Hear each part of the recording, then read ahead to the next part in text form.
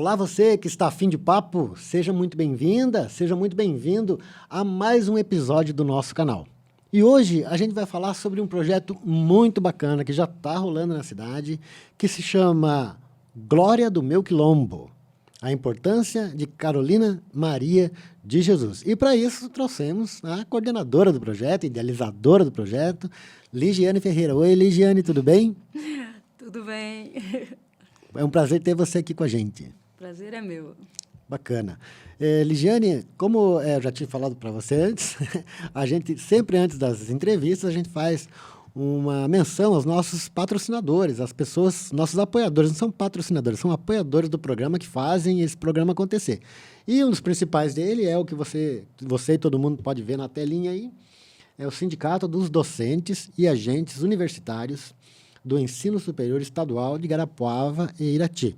Temos também outros sindicatos que nos apoiam e também, assim como sindicatos metalúrgicos aqui de Ponta Grossa e região, o Sindicato dos Técnicos e Professores da UEPG, o Fórum das Entidades Sindicais, que tem sede em Curitiba, né, que reúne todos os servidores do Estado. E nesta semana aconteceu uma coisa bem importante também em Curitiba, programada pela APP Sindicato, que também é um outro sindicato que nos apoia aqui, a APP Sindicato que representa os professores, né, e funcionários de escola do ensino estadual, ligados ao ensino estadual. E no dia 30 de agosto foi feita novamente, como todo ano já é tradicional, a APP, juntamente com o Fórum das Entidades Sindicais, promoveu a lembrança do 30 de agosto de 1988, uma coisa meio tão trágica, né? Não dá para dizer que é parecida, mas é tão trágica quanto o que aconteceu no dia 29 de abril de 2015. Na época, o governador Álvaro Dias foi indagado pelos professores para discutir um plano de salários. E um protesto que era para ser pacífico, né? E era pacífico, né, foi rechaçado pela cavalaria da Polícia Militar na ocasião e muitos professores foram gravemente feridos naquela ocasião. E desde então, a APP Sindicato, ela relembra esse 30 de agosto e nesse ano, com a colaboração do FES, do Fórum das Entidades Sindicais, eles fizeram um novo protesto, né, um novo protesto na Assembleia Legislativa, lotaram as duas galerias da Assembleia Legislativa para reivindicar como a pauta principal, né, relembrar os 35 anos desse massacre contra os professores e servidores públicos e também reivindicar a isenção do desconto previdenciário para os aposentados, que atingem hoje todos os aposentados que recebem mais de 3 salários mínimos. Eles pedem a isenção até o teto do INSS, que é de R$ 7.000 e alguma coisinha. Não tem bem certinho o valor aqui. Mas e essa imposição está prejudicando muito os aposentados que trabalharam a vida inteira e mesmo depois de aposentados têm que continuar pagando a sua aposentadoria. E isso tem prejudicado muito todos os servidores públicos estaduais do Estado. E então, feita essa relembrança, né, desse ato tão importante e tão memorável, né, para os professores, de uma forma trágica, naturalmente, nós damos início a mais esse episódio do nosso canal e vamos, então, para a entrevista com a Ligiane Ferreira. Então, a Ligiane, como a gente sempre faz uma apresentação aqui, né, a Ligiane é formada em Pedagogia pela Unicesumar e também é bacharel em Teatro pelo Instituto Brasileiro de Educação em Brasília. É atriz já há mais de 20 anos, tendo trabalhado em teatro, tanto como figurinista, preparadora de elenco, dramaturgista e também como diretora das peças, né, Ligiane? E você está com esse projeto aí bem bacana, né? Projeto Glória do Meu Quilombo. A importância de Carolina Maria de Jesus. Para começar, você podia contar para a gente mais ou menos como é que é a tua ligação com esse projeto, né? Eu queria, para a gente conhecer um pouquinho mais sobre você e também sobre esse projeto Glória do Meu Quilombo. Essa ligação é afetiva, né? Começa com meu pai, que foi um morador, foi um homem, era um homem negro, quilombola, e eu cresci tendo o quilombo como uma referência em casa. Mas era uma referência... A gente não tinha muito acesso, porque, vindo de uma família numerosa, pobre, você não tinha um carro para ir até lá, né? E como está localizado numa área longe da cidade, né, do centro da cidade, o meu pai fazia esse percurso a pé. Quando ele era pequeno, ele fazia o percurso com a minha avó. Ele sai do Quilombo com 8 anos de idade, no Quilombo Sutil. E aí ele continua indo com a avó, com a minha avó, Vó Maria, lavadeira, mulher negra, retinta também. E aí o meu pai cresce, né? Tem que dar conta da família dele, também com 12 irmãos, construir casa. E aí ele se encontra com a minha mãe. E eu venho com uma ligação interracial, uma mãe branca e um pai negro. E meu pai nunca deixou esse território. E ele continua indo ver os meus tios, meus parentes que ainda ficaram lá, né? Minha avó é enterrada lá. E ele faz todo esse trajeto ao longo da vida dele. Quando as coisas melhoraram um pouquinho, ele conseguiu fazer esse trajeto com uma Monarch antiga. Aí teve uma Kombi de um tio que levava a gente até lá. E aí na adolescência eu consigo ter um contato maior, né, com esses meus parentes lá do Quilombo. Só que eu só vou cair a ficha mesmo quando ele está doente, né? E aí ele está em tratamento oncológico e faz um pedido para a família que ele queria ser enterrado na Colônia Sutil, no Quilombo Sutil, com a mamãe dele, né? Com a minha avó. E a gente atende esse pedido. Uma semana antes a gente vai, retira os restos mortais da minha avó. E aí, passando essa semana, ele acaba falecendo. E aí a gente leva o corpo dele para lá e ele é recebido de uma forma tão bonita, assim.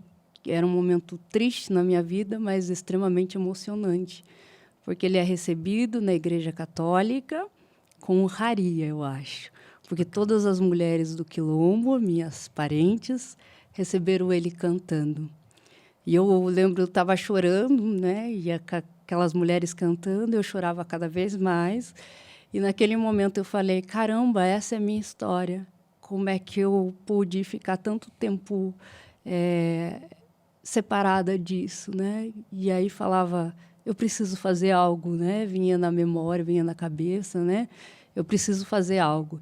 Naquele momento, assim, abre assim um caminho de busca, assim, de quem eu era, das coisas que eu ia escutando, né? Como mulher parda e não... Eu tinha uma sensação assim que não tinha lugar, né? Sabe aqueles malfadados, quando você vai responder um IBGE, quando você vai fazer alguma prova, que você tem que colocar a sua raça. Eu ficava sempre em dúvida, porque ouvia muito no ambiente escolar que pardo era papel. E parecia que eu não tinha lugar, né? Vindo de uma família interracial, né? Tendo em casa todas as colorações ali presentes, mas a gente não discutia sobre esses assuntos em casa. Então, da minha identidade como mulher parda, eu não tinha referência. E aí as coisas foram caindo assim, e eu falando, caramba, né? Aquilo que soava estranho lá no ambiente escolar, hoje eu consigo identificar. Eu sempre lembro que uma vez eu fui convidada para um desfile na escola, e aí me colocavam assim, né? Me chamaram, me colocaram ali na frente e ficavam me analisando. Aí a fala era o seguinte, nossa, ela tem uma beleza exótica. E eu me perguntava o que é ter essa beleza exótica, né? O que é esse lugar? E aí depois a gente vai lendo, vai estudando. Compreendendo, né? Como que os preconceitos estão emaranhados em todo esse lance, né? Exatamente. Meu pai era um homem muito silencioso, muito calado, né? Esse homem negro que... Mas também, quando eu vou buscar também referências, eu entendo esse silenciamento do meu pai, esse silêncio do meu pai, né? E aí eu começo a ter todo um pensamento de que eu precisava, assim, aí monto um espetáculo, ele é estreado na cidade, num bar, que foi bem legal essa experiência. Depois disso, acaba vindo a pandemia, né, que acaba dificultando o artista de estar apresentando, de estar circulando com o seu trabalho. E aí começo a entrar em editais, fico em casa, né? E aí eu monto esse formato meio que de palestra. E aí eu falo, caramba, dá certo. Vamos para a escola agora, né? E aí monto direcionado para a escola pública, que eu acho que está sendo muito interessante esse... Todas as suas vivências, né, você traz para dentro do projeto, isso é uma coisa interessante. Bem, como você falou, o Quilombo Sutil, na sua infância, adolescência, era resultado do que você sabia das coisas que teu pai falava contigo em casa, né? Mas eu tenho certeza absoluta que você descobriu o Quilombo Sutil um pouco mais profundamente, né? Depois de todo esse trajeto que você fez. E eu queria que você compartilhasse com a gente um pouquinho o que significa o Quilombo Sutil para a cidade de Ponta Grossa. Eu acho que ele tem uma relevância não só da cidade de Ponta Grossa, acho que ele tem uma relevância historicamente do Brasil. Porque eu encontro um historiador que ele tem um livro, Nelson Rodrigues Brito, que ele fala o povo sutil, o povo que caiu no ostracismo da história paranaense. E nesse livro ele coloca dados que provavelmente foram os primeiros afro-muçulmanos chegados aqui no Brasil, chegam na Bahia, e lá tem a revolta dos malés, onde eles estão envolvidos. Lá ele coloca também nesse livro que a importância que eles sabiam ler, escrever para se organizar, né? E ter toda essa possibilidade de se revoltar, né? Porque foi brutal, né? É a história que não foi nada fácil, né? Esse período para o povo negro. E aí eu descubro essa importância. Então, quando eu vou atrás da minha história, eu acabo descobrindo que vem do povo Nagô. E aí me dá um orgulho danado. Eu falo, agora eu entendo a minha trajetória, né? Eu entendo de onde eu venho. E aí, quando eles se situam, quando eles ganham, né, herdam essa fazenda, né, que é destinada para eles, ali nesse povoado do povo sutil, é uma história gigantesca, né? Para quem não conhece assim, ainda onde é o povoado, né? Queria que você contasse para a gente como é que faz para chegar lá. A gente que está aqui no centro é em direção ali Guaragim, né? Isso, e aí dá uns 40 km ali, né? Chegando até lá. Uhum. Eu sou ruim de matemática. Mas eu acho que é um pouquinho mais perto, mas enfim. Acho que dá isso, assim, pelo que o meu pai fala. Meu pai saía ali, a gente sempre morou atrás do 26 de outubro. Eu acho que 40 é ida e volta. Porque até Palmeira é 40. Então antes de provavelmente, Palmeira, né? isso mesmo. antes de Palmeira ali. Está entre Palmeira e Ponta Grossa isso. Ali, né? Nesse caminho, assim. Então, ele fazia a pé. Talvez eu estou valorizando a trajetória do meu pai. Tá bom. Então, além dessa importância, né, como você falou, a gente está muito focado ultimamente aqui, principalmente por causa dos 200 anos de Ponta Grossa, né? Pensando muito em Ponta Grossa, mas, na verdade, é uma história mundial, né? Quando você pensa na África, no povo Nagô, nos negros que eram muçulmanos, que eram letrados, que tinham uma capacidade de organização um pouco melhor do que outras etnias, nesse caso, né? Acaba-se que Ponta Grossa, a gente está comemorando 200 anos de Ponta Grossa, mas Ponta Grossa não é uma ilha, né? E aqui também está muito bem representado o povo negro e o Quilombo Sutil, né? A colônia sutil hoje, que a gente chama de colônia sutil, é um detalhe importantíssimo da nossa história, até para todos os pontagrossenses, brancos ou negros ou de qualquer outra etnia, se reconhecerem, né? Mas você junta aí com toda essa história, a tua história, provavelmente uma preferência de uma artista, que é a Carolina Maria de Jesus. Eu queria saber como é que você fez juntou essas coisas aí. Quilombo Sutil, Carolina Maria de Jesus. Primeiro fala um pouco dela, né? Para quem não conhece, né? Quem é Carolina Maria de Jesus? Carolina Maria de Jesus é uma grande escritora negra, né? Ela nasce em Sacramento, ela vai para a favela do Canindé, ela chega em São Paulo, trabalha de empregada doméstica numa casa de um médico, e depois ela vai para a favela do Canindé.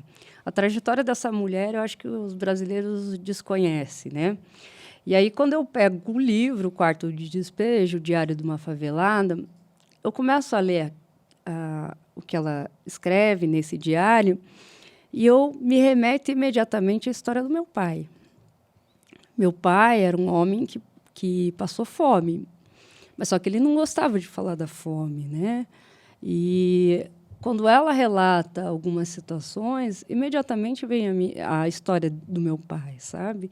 E a forma que ela também se colocava como reivindicava os direitos, né, da população negra, e falando que a favela é um quilombo, né? E sem acesso, né? E aí tudo isso acaba sendo, para mim, reverberando naquela história que eu falo para você, que era a história do meu pai, né? Conto para você a história do meu pai. E aí a dúvida também, porque eu ficava muito receosa enquanto artista, né? A gente tem sempre, pelo menos eu tenho uma grande preocupação de subir no palco, de levar alguma coisa, e sempre vou para estudo, né? E estudando, eu falava assim: mas eu não posso representar a Carolina, né? Como é que eu vou representar, né? Como que eu vou amarrar dramaturgicamente? Ela era uma mulher retinta, né? E aí, distanciando, assim, me questionando o tempo todo, né, o meu lugar, né, dessa mulher. E aí, quando eu começo a entender que eu venho dessa família interracial, que eu sou uma mulher parda, aí eu falo, caramba, é a minha história e a história do meu pai. Então, aí, a grande junção. E aí, como eu queria levar para a escola pública Carolina Maria de Jesus, ela vem me dando força também, né? Que bacana. A arte do projeto é meu legal. tio, meu pai, minha tia Dina lá do Quilombo, tio Nelson, tia Dina. Eles estão comigo o tempo todo. E Carolina Maria de Jesus, né? Então, eles vieram, meus pretos velhos. Eles vêm me dando força e vêm... E é super... É legal e massa ver a identificação também com o público, sabe? Quando a gente conta a história de Carolina, quando a gente fala do Quilombo, quanto isso reverbera, sabe, nas escolas públicas. Mas antes de falar um pouco, eu gostaria que a gente focasse bastante nessa coisa, porque você já começou, o projeto já vem andando, né? Já tem algumas apresentações, ainda faltam outras. Antes da gente entrar um pouquinho nessa seara, assim, de como que é essa interação com as pessoas, né? Com os jovens e crianças para quem você apresenta, eu queria que você contasse um pouquinho sobre como foi colocar isso para valer, né? Você juntou Carolina de Jesus de um lado, a tua história, né? A história do teu pai, do Quilombo Sutil de outro e tal, e como é que foi os desafios, quais desafios que você enfrentou para colocar isso em prática, fazer virar um projeto, um espetáculo, né? Primeiro foi o espetáculo, né? Esse medo desse território que eu ia pisar, né? E estava receosa com essa... Mas aí eu amarro dramaturgicamente o espetáculo na narrativa e isso me dá um conforto enquanto artista, né? Tá defendendo o nome de Carolina Maria de Jesus na narrativa. Aí, quando eu vou para a palestra, eu acabo fechando mesmo e dialogando. Eu queria dialogar, eu queria conversar com as pessoas. E, assim, como eu encontrei Carolina Maria de Jesus, que me despertou e fez eu entender todo esse parâmetro, de onde eu tinha vindo, a minha história começa no Quilombo, né? A minha história, agora eu faço até... Eu falo, caramba, eu nasci no dia 20 de novembro. Que coisa! Não, consciência negra de Zumbi dos Palmares. Não tinha como fugir dessa história, sabe? E aí, quando eu junto tudo isso, eu falo, caramba, não tinha, sabe? E vendo também que, historicamente, quando você fala colônia sutil, eu acho que isso acaba não colocando o território na cidade, né? Como quilombo, como reivindicação histórica, batendo no peito, falando aqui é um território sagrado, ancestral, aqui pessoas resistem e existem. Então, para mim, veio com essa força, sabe, de falar do meu quilombo. E ali era meu quilombo, e é meu quilombo. E eu, enquanto artista, eu falava, eu preciso contar, né? As pessoas precisam saber dessa cidade que existe, essa história, né? E aí era nesse sentido do projeto todo. Bacana. Como você falou, há uma diferença, né, entre o espetáculo e a palestra, né? E agora, e você já, de certa forma, tocou nesse assunto, como que está sendo isso, né? Você queria dialogar com as pessoas. Está vendo esse diálogo? O que está rolando? Me conta um pouco das experiências aí, do andamento do projeto nas escolas. Nossa, tem sido emocionante, viu? Assim, primeiro passou o medo, né? O ano passado, recém saído da pandemia, a gente foi para as escolas. A gente teve algumas situações assim, porque incomoda um pouco, né? A minha palestra, ela mexe com algumas questões. E isso acaba incomodando, né? Mas, de um outro lado, falar com a periferia é muito legal. Falar de Carolina Maria de Jesus na periferia é mais legal ainda. E contar a história do meu quilombo é muito legal, sabe? Porque essa história é nossa, é aqui da cidade, né? E eu falo que a gente está numa cidade que valoriza. A gente tem a Mission Fest, né? A gente tem outras. E que bom valoriza que seja. Várias etnias, né? E o nosso quilombo, né? Aonde que está nessa parte aí do bolo, né? Tem um papel, e um papel crucial. Bem, o Brasil deve, né, a toda a comunidade negra, a construção das casas onde muita gente mora hoje, prédios públicos, né? Tudo construído por mão de negros, escravizados em alguns casos, né? E depois, né, as formações mais recentes ainda, por trabalhadores, né, da construção civil, em sua maioria negros. Meu pai era um operário da construção civil, né? Tem muito prédio aí que tem a mão do meu pai nessa cidade, né? E esses operários, né, negros a maioria, né, a gente acaba estando no ano de 2023, e aí quando você pega o IBGE, né, recém-saído, as coletas, está ali, né, algumas questões e aí não tem como fugir dessa discussão, né? Então é reivindicar mesmo esse espaço, né? É quase falar com a palestra, falar assim, a gente precisa entender todas essas coisas, né? Claro, obviamente que eu não sei se consigo fazer isso, né? Mas ali eu já acabo entrando um pouco nesses assuntos para que a gente discuta, né? Mas é muito interessante, porque eu lembro muito bem das coisas que aconteceram na escola quando eu era criança, adolescente. Né? Mas os momentos importantes que eu relembro, geralmente não eram simplesmente as aulas de português ou de matemática, era um evento fora da rotina. Né? E tenho certeza absoluta que isso acaba me marcando fundo nas crianças e adolescentes pelos quais passa o projeto, porque é uma coisa fora do normal que está acontecendo. Opa, tem uma palestra diferente, quilombo, o que é isso e tal. E isso, com certeza, é marcante. Mas, além das escolas, você também tem uma apresentação programada no Museu Campos Gerais, que está com uma programação extensa, inclusive relativa aos 200 anos de Ponta Grossa. Né? Qual que é a tua expectativa em relação a esse evento aí, especificamente no museu, né? Que daí foge um pouco do público do teu projeto, vamos dizer assim, né? Eu tô com expectativa, né? Ansiedade, expectativa, são as palavras para o museu, porque... Já tem a data para acontecer? Já, dia 19 às 19 horas. De setembro agora? Isso. Bacana. A gente, quando colocou lá no projeto que a gente queria, né, o museu, né, que já estava dentro do projeto do Promific, quando foi enviado, que era estar no museu. Porque eu penso assim que a gente precisa ocupar esses espaços. Como é que a gente ocupa esses espaços, né? A gente tendo essas oportunidades, né? E aí, quando eu falei para o museu, para a diretoria do museu, do EPG, eles me abraçaram, falaram, não, vamos colocar aqui assim a palestra.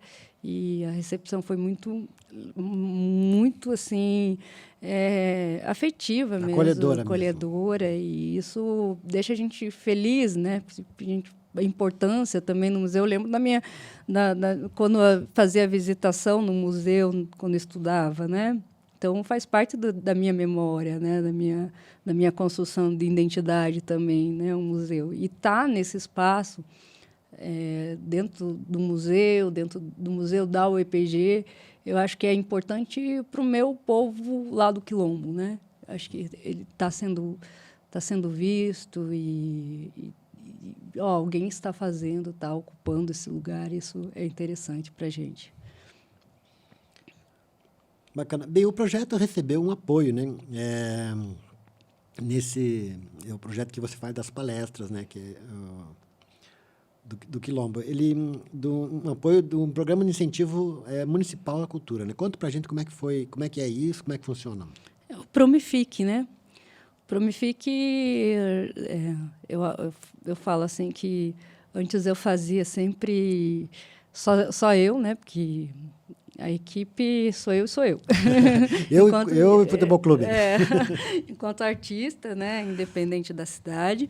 E o Promific dá oportunidade para os artistas se profissionalizarem, né? Você tem uma equipe, a gente pode falar de economia criativa também, né? Porque são vários profissionais, quando a gente está mexendo com arte, a gente está atingindo vários profissionais, né? Não é só a palestra que você vai até as escolas. Tem uma equipe que acompanha, que está por detrás ali, fazendo... Que dá todas as condições de você focar isso. exatamente no que você quer. Né? Exatamente. Então, assim, que bom que a cidade de Ponta Grossa tem isso e que tem sido... os artistas, né, conseguem... É colocado o projeto a crivo, né, para ser aprovado ou não. Esse ano é o 2º ano da Glória do Meu Quilombo, então eu fico bastante feliz, né? Porque o ano passado deu certo e esse ano também está dando e eu fiquei muito feliz. Assim, bem, a gente ia falar um pouco já para frente sobre isso, mas já tá pensando no ano que vem já? Já. As ideias estão fervilhando, assim, né? Porque eu quero muito dar continuidade a esse projeto, porque é interessante, né? Ano passado foram 10 escolas, esse ano são 7, mais o museu.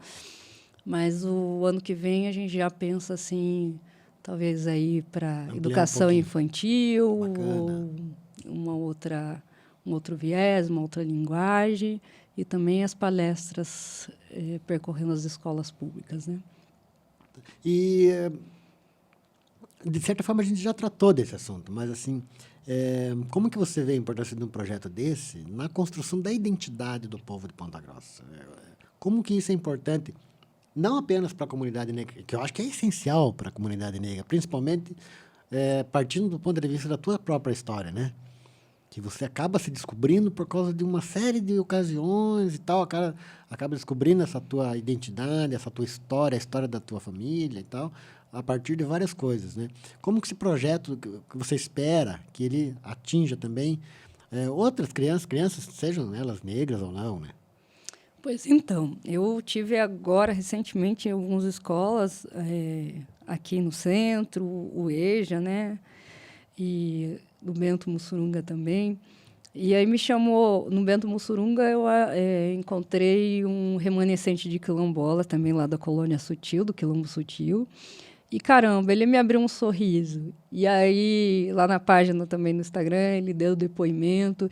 E era uma felicidade, sabe? Era encontramos os nossos, sabe? E isso é muito legal. Não estou sozinho. Não estou sozinho. Acho que a glória do meu quilombo vem nesse sentido, sabe? A gente é difícil para a gente, não é fácil. A maioria, né, estatisticamente, os negros estão na periferia, as favelas, né? E aí a gente encontra eles, né? A gente fala assim, é difícil, mas vamos junto, né? Temos história, temos que conversar, temos as nossas narrativas e isso tem sido bem legal, assim. Então, e aí no EJA também aqui do centro também a gente encontrou assim uma identificação muito grande, assim, sabe? O debate aconteceu, assim, acho que foi mais de uma hora ainda de debate, depois que sempre abro para debate, né? E as pessoas questionando sobre o lugar que vivem, sobre Ponta Grossa, sobre o quilombo, a importância desse quilombo, né?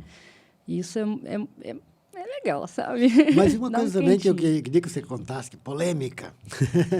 O que você falou no começo, que a construção do teu projeto e o tema do teu projeto, por muitas vezes incomodam. Como que dá esse incômodo? E conta uma... Não precisa, né, expor ninguém se você não achar necessário, mas é importante você falar também como que ele, vamos dizer assim, mexe lá na ferida.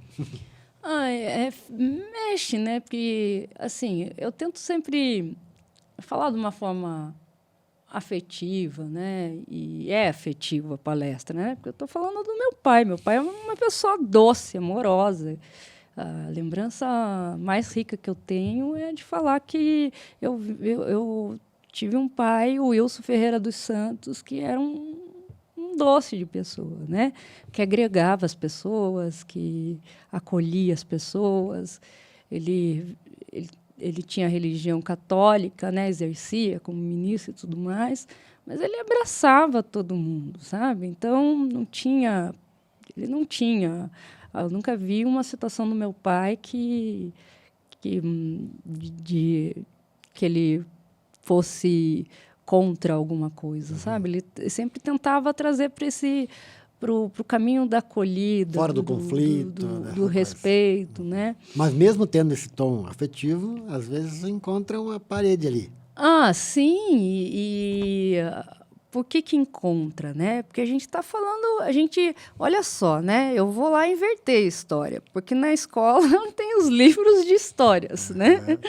E nesses livros de história, provavelmente alguns livros, né? Não vou colocar como todos, mas alguns estão como Uma a narrativa história exclusivamente branca, né? exatamente, bem... exatamente, é nesse sentido. E com o viés daquele que colonizou. Né? A história dos vencedores, né? Dos vencedores. Quem conta a história são os vencedores. Só que eu tô lá para inverter esse caminho, né? E aí acaba incomodando isso, né? Porque eu vou, né? É um projeto que, como não falar de Carolina, que ela estava falando na década de 50 sobre a fome. E aí a gente abre o painel, a gente abre o jornal, quem que está passando fome no nosso país ainda, né? A população onde o Estado não chega, a população majoritariamente negra, né, que ocupa as periferias, enfim. A bala que é sempre encontrada, né? Qual corpo que encontra, né? Já vamos para mais de 150 anos quase, né, da entre aspas, abolição da escravatura no Brasil. E os dramas são muito parecidos, semelhantes. Sim, né? sim. E acaba incomodando, acho que um pouco quem ainda não aceitou que agora não tem mais volta, porque a gente vai falar e a gente vai incomodar mesmo, acaba se sentindo ali um pouco, né, desconfortável. Mas eu acho que é esse o caminho mesmo. O desconforto também faz bem, né? Para depois, talvez, essa pessoa ler alguma coisa a mais, ampliar ali seu conhecimento. Me lembrou agora de uma entrevista do Ailton Krenak, é um indígena, né? E ele está conversando com um entrevistador e uma hora ele pergunta para o entrevistador, não sei por que você está me olhando com esse olhar amistoso, um entrevistador branco, né? A gente está em guerra. É mais ou menos isso, né? A gente tem reivindicando mesmo, não tem mais caminho para isso. Não dá para falar que foi uma história que romantizar essa história, né, do povo escravizado. Eu tenho muita raiva do que aconteceu com o meu povo, principalmente ali no Quilombo Sutil. Essa história vem com uma parcela de raiva, assim, porque meu avô, quando sai de lá, ele não consegue ficar na terra porque não tem subsídio. E é carência total. Como é que... agora vocês têm um pedaço de terra, mas... Não tem. E aí, como é que vai plantar, né? Qual que subsídio para plantar, né? Como que faz isso, né? Então, não se tem. E mesmo assim, hoje, eles ainda... Esses dias eu tive lá, eles estavam falando, veja bem, quando chove aqui, a estrada é de terra. Os alunos não conseguem sair do Quilombo para estudar no Caracará, que é a escola mais próxima dali. Né? Se o poder público olhasse... Ainda continuam esquecidos e preteridos. Exatamente, né? A gente fala dos 200 anos da cidade, eu me coloquei à prova em editais para fazer parte desses 200 anos, né? Mas eu não fui convidada, né? os meus tios, parentes lá do Quilombo, não foram convidados. E eu quero que eles sejam protagonistas. Tem um menino lá que é ótimo fotógrafo. E tem potência naquele lugar. Mas só vai existir possibilidade se o poder público estiver lá fazendo política pública para essas pessoas que estão lá morando naquele espaço, naquele território. E quem sabe essa seja a mensagem principal de todo esse trabalho que você vem desenvolvendo, né? Primeiro, não aceitar o apagamento, né? O apagamento tanto da história quanto da luta do povo negro em Ponta Grossa. E fazer com que as pessoas enxerguem. Ah, se incomodou? Paciência, mas vai ter que conhecer. Lida com isso, né? Lida com isso porque agora não tem mais, né? A gente não pode mais, enquanto brasileiro, falar que está tudo bem. Não está tudo bem. Enquanto a bala estiver encontrando um corpo preto, quando a gente estiver passando fome... É estranho que a bala perdida sempre encontra alguns corpos específicos. Né? Exatamente. Ou quando estiverem criminalizando a periferia, né? E não tendo acesso. Carolina Maria de Jesus falava que o centro da cidade sempre é a sala de estar. A favela sempre é o quarto do despejo. Tudo que não presta, jogam lá. Né? Na favela, por que não tem um centro cultural na favela, na periferia? Por que não é asfaltado na favela? Né? Por que não tem uma escola dentro do Quilombo para as pessoas não terem que se deslocar?